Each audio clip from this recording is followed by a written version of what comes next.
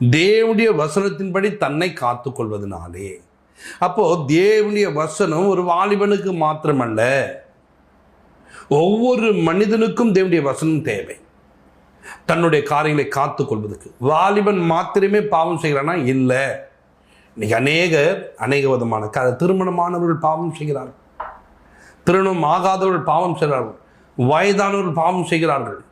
பாவம் எந்தெந்த விதத்திலே பார்த்து அப்படி நிறைய விதமான காரியங்கள் இன்றைக்கு வருவதனால ஒரு மனிதனுக்குள்ள வசனத்தை காத்து கொண்டிருப்பான் என்று சொன்னால், வசனத்தை வைத்து கொண்டிருப்பான் என்று சொன்னால், அந்த மனிதன் என்ன பண்ணுவான் தெரியுங்களா?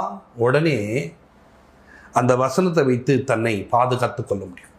கையில் இருக்க ஒரு பொருள் அவனை இந்த மனிதர்கிட்ட காத்துக்கொள்ளும்னா, இதயத்துக்குள்ளே இருக்கிற ஒரு வார்த்தை நம்மளை எல்லா விதமான பிரச்சனைக்கும் நம்மளை காத்துக்கொள்ளும்.